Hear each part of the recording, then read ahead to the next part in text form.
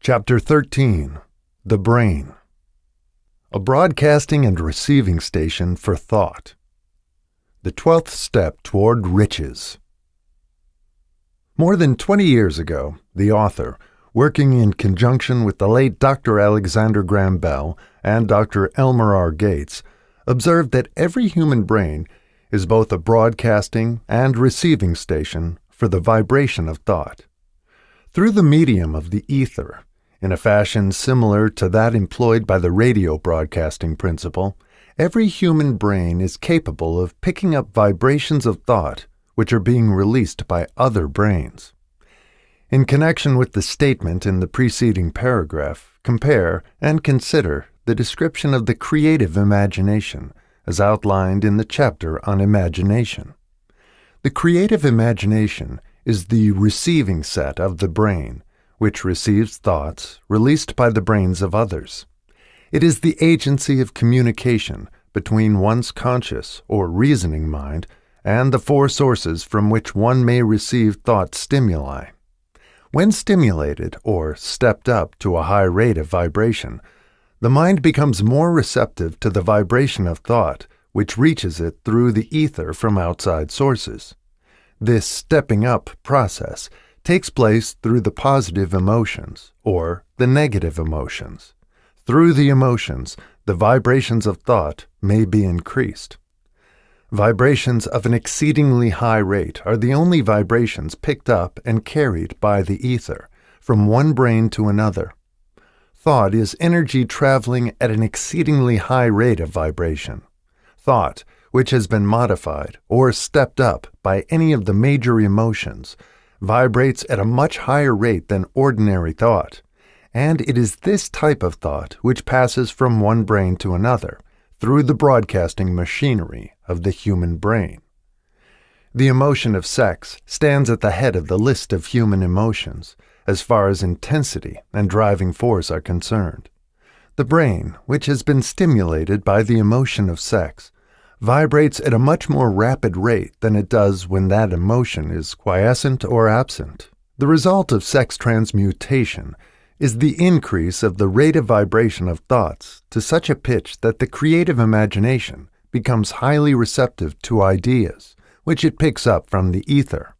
On the other hand, when the brain is vibrating at a rapid rate, it not only attracts thoughts and ideas released by other brains through the medium of the ether, but it gives to one's own thoughts that feeling which is essential before those thoughts will be picked up and acted upon by one's subconscious mind. Thus, you will see that the broadcasting principle is the factor through which you mix feeling or emotion with your thoughts and pass them on to your subconscious mind. The subconscious mind is the sending station of the brain through which vibrations of thought are broadcast. The creative imagination is the receiving set through which the vibrations of thought are picked up from the ether.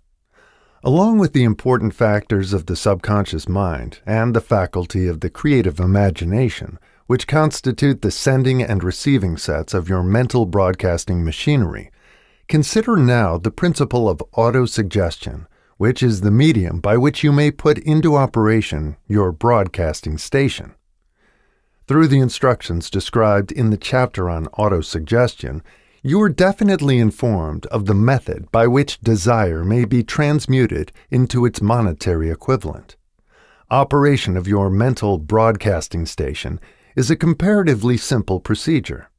You have but three principles to bear in mind and to apply when you wish to use your broadcasting station: the subconscious mind, creative imagination, and autosuggestion. The stimuli through which you put these three principles into action have been described. The procedure begins with desire. The greatest forces are intangible. The Depression brought the world to the very borderline of understanding of the forces which are intangible and unseen. Through the ages which have passed, man has depended too much upon his physical senses and has limited his knowledge to physical things, which he could see, touch, weigh, and measure. We are now entering the most marvelous of all ages, an age which will teach us something of the intangible forces of the world about us. Perhaps we shall learn, as we pass through this age, that the other self is more powerful than the physical self we see when we look into a mirror. Sometimes men speak lightly of the intangibles, the things which they cannot perceive through any of their five senses, and when we hear them, it should remind us that all of us are controlled by forces which are unseen and intangible.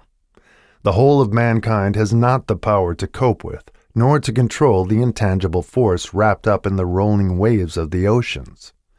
Man has not the capacity to understand the intangible force of gravity, which keeps this little earth suspended in midair and keeps man from falling from it, much less the power to control that force.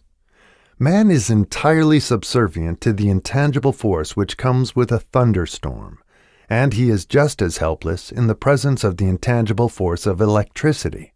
Nay, he does not even know what electricity is, where it comes from, or what is its purpose.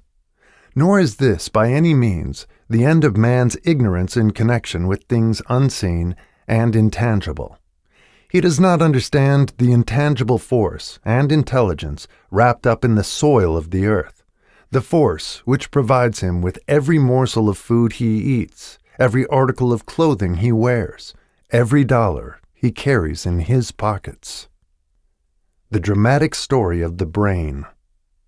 Last but not least, man, with all of his boasted culture and education, understands little or nothing of the intangible force, the greatest of all the intangibles, of thought. He knows but little concerning the physical brain and its vast network of intricate machinery through which the power of thought is translated into its material equivalent, but he is now entering an age which shall yield enlightenment on the subject. Already men of science have begun to turn their attention to the study of this stupendous thing called a brain, and, while they are still in the kindergarten stage of their studies, they have uncovered enough knowledge to know that the central switchboard of the human brain, the number of lines which connect the brain cells one with another, equal the figure 1 followed by 15 million ciphers. The figure is so stupendous, said Dr. C. Judson Herrick of the University of Chicago, that astronomical figures dealing with hundreds of millions of light years become insignificant by comparison. It has been determined that there are from 10 billion to 14 billion nerve cells in the human cerebral cortex, and we know that these are arranged in definite patterns.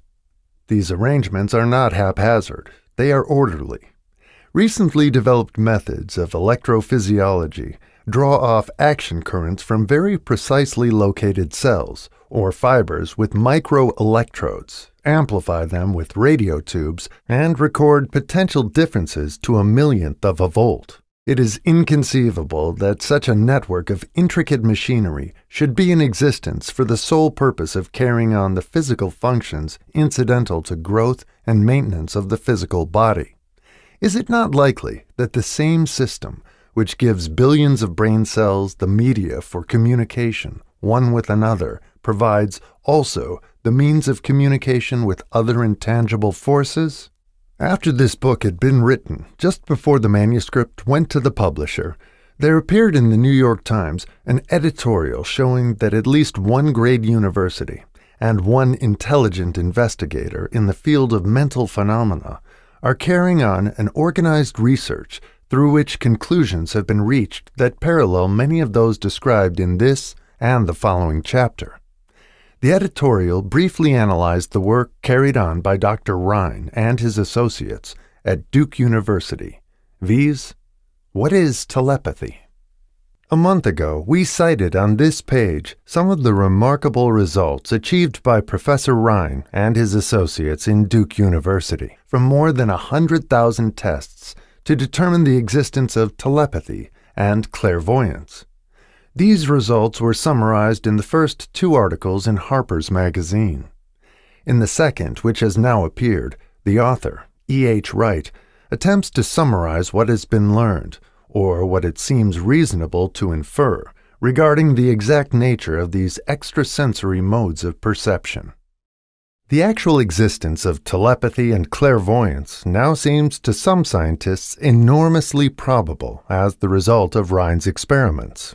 Various percipients were asked to name as many cards in a special pack as they could without looking at them and without other sensory access to them. About a score of men and women were discovered who could regularly name so many of the cards correctly that there was not one chance in many a million of their having done their feats by luck or accident. But how did they do them? These powers, assuming that they exist, do not seem to be sensory. There is no known organ for them. The experiments worked just as well at distances of several hundred miles as they did in the same room. These facts also dispose, in Mr. Wright's opinion, of the attempt to explain telepathy or clairvoyance through any physical theory of radiation. All known forms of radiant energy decline inversely as the square of the distance traversed. Telepathy and clairvoyance do not. But they do vary through physical causes as our other mental powers do. Contrary to widespread opinion, they do not improve when the percipient is asleep or half asleep, but, on the contrary, when he is most wide awake and alert. Rhine discovered that a narcotic will invariably lower a percipient score, while a stimulant will always send it higher. The most reliable performer apparently cannot make a good score unless he tries to do his best. One conclusion that Wright draws with some confidence is that telepathy and clairvoyance are really one and the same gift. That is, the faculty that sees a card face down on a table seems to be exactly the same one that reads a thought residing only in another mind. There are several grounds for believing this. So far, for example, the two gifts have been found in every person who enjoys either of them. In every one, so far, the two have been of equal vigor, almost exactly. Screens, walls, distances have no effect at all on either.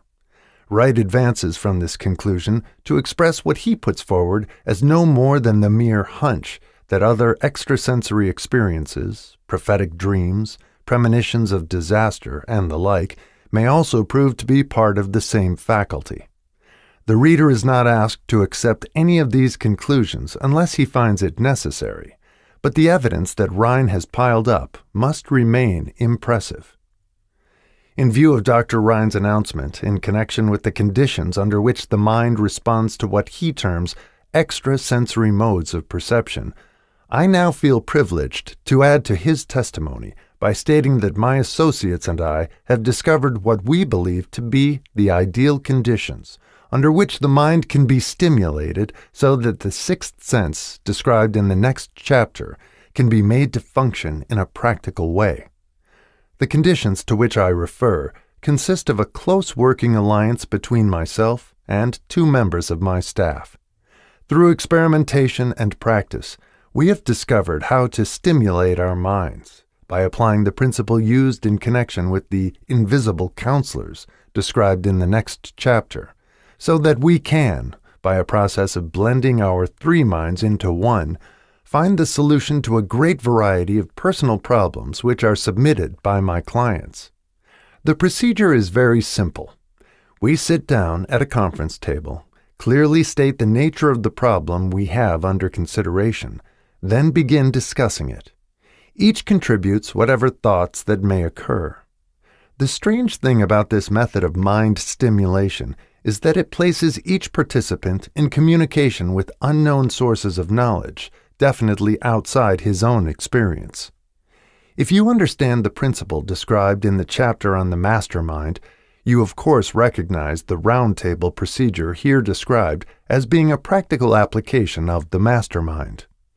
This method of mind stimulation, through harmonious discussion of definite subjects between three people, illustrates the simplest and most practical use of the master mind. By adopting and following a similar plan, any student of this philosophy may come into possession of the famous Carnegie formula briefly described in the introduction. If it means nothing to you at this time, mark this page and read it again after you have finished the last chapter. The depression was a blessing in disguise. It reduced the whole world to a new starting point that gives everyone a new opportunity.